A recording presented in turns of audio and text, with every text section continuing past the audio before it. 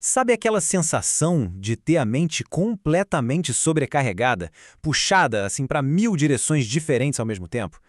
E se a causa de todo esse estresse for que a gente está tentando cumprir funções que na verdade nunca foram nossas? Bom, é sobre isso que a gente vai conversar hoje. Vamos analisar uma ideia bem poderosa que promete trazer paz simplesmente por focar em um propósito, um único propósito.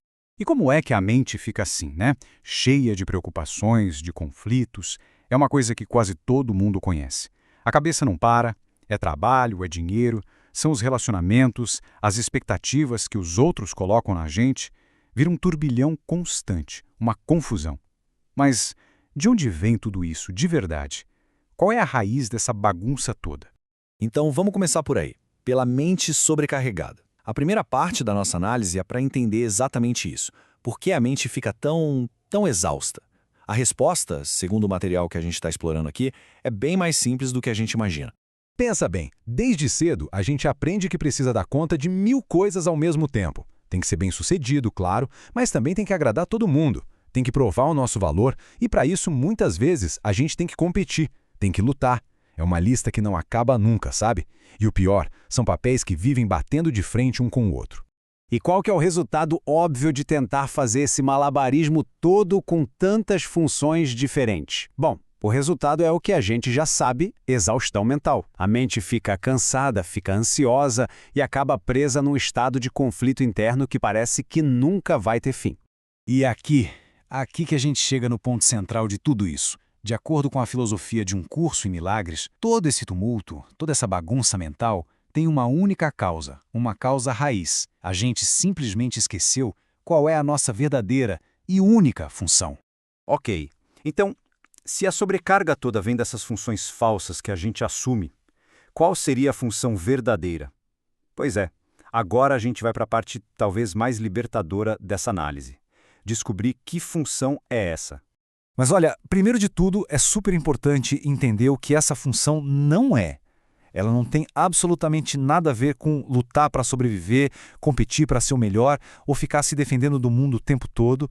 Todas essas são tarefas que o ego impõe. Sabe aquela parte da nossa mente que está sempre focada na separação, no medo? E o mais interessante, o mais bonito talvez, é a simplicidade dessa função verdadeira. É basicamente um ato de permitir, isso mesmo, permitir que o amor substitua o medo. Permitir que a nossa mente seja, sabe, gentilmente corrigida dos seus enganos. E talvez o mais importante de tudo, permitir que a gente se lembre de quem a gente é de verdade, lá no fundo, por trás de todas as máscaras que a gente usa. E essa comparação aqui na tela deixa isso muito claro. Abraçar essa função é uma escolha ativa, consciente. A todo momento a gente tem essa chance de escolher a paz em vez do conflito, de escolher o perdão em vez do ataque, e de escolher a verdade em vez de todas as ilusões que o ego adora criar. Para a gente entender melhor essa escolha, a gente precisa dar uma olhada no que nos afasta dela. Vamos falar agora do principal sabotador dessa história toda, o ego, e as metas falsas que ele cria para manter a gente ocupado e, bem, distraído. E nisso o ego é mestre, né? Em criar distrações. Ele joga pra gente um monte de metas que parecem super importantes, provar que a gente tá certo, ser melhor que os outros, controlar cada detalhezinho, buscar reconhecimento, acumular coisas, mas no fim das contas, a verdade é que essas metas só servem para uma coisa: manter a gente preso no conflito. E essa citação aqui, nossa, ela resume tudo de um jeito muito poderoso. É isso. Enquanto houver muitas metas, a paz simplesmente não é possível. Não tem como. Uma mente que está fragmentada, correndo para 1000 lados diferentes, é uma mente que, por definição, está em conflito. Simples assim.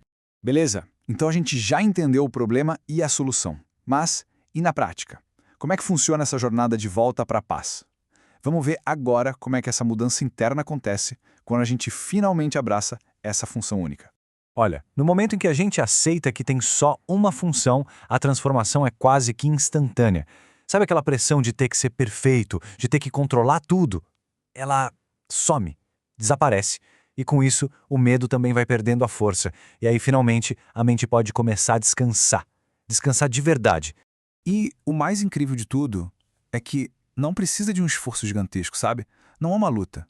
O único requisito é só esse: ter a disposição para permitir. Só isso. Permitir que a mente seja guiada por algo que é muito maior que o medo e o conflito. Bom, tudo isso é lindo na teoria, né? Mas e no dia a dia, como é que a gente aplica isso? A parte final da nossa análise agora traz uma ferramenta bem prática e muito, muito poderosa para ajudar exatamente nisso. A ferramenta é essa aqui. Uma frase simples para ser repetida mentalmente ao longo do dia e um ponto importante. O termo Deus aqui pode ser entendido do jeito que fizer mais sentido para cada pessoa. Pode ser o universo, uma força superior, a nossa própria sabedoria interior, não importa. A frase funciona como uma âncora, um lembrete, para a gente realinhar a mente. Então tá, e naqueles momentos que a gente conhece bem? Quando a ansiedade aperta, quando surge um problema, um conflito, o que a gente faz? A chave é usar esses sentimentos como se fosse um alarme. Eles são um sinal de que muito provavelmente a gente está tentando dar conta de uma função que não é nossa. É como um convite para a gente parar, respirar e voltar para o nosso único e verdadeiro propósito. E quando essa prática vira um hábito, a nossa percepção sobre a vida, nossa, ela muda completamente. A vida deixa de ser aquela luta constante, sabe? E passa a ser vista como um caminho de volta para casa, um retorno para a paz que, na verdade, já existe dentro da gente. E vamos combinar que esse é um pensamento libertador, né? O nosso propósito aqui não é carregar o peso do mundo nas costas. Não é resolver todos os problemas do planeta e atender a todas as expectativas que jogam em cima da gente. No fim de tudo, a jornada inteira se resume a uma coisa só: simplesmente lembrar a luz que a gente já é. E talvez essa seja a única função que realmente importa.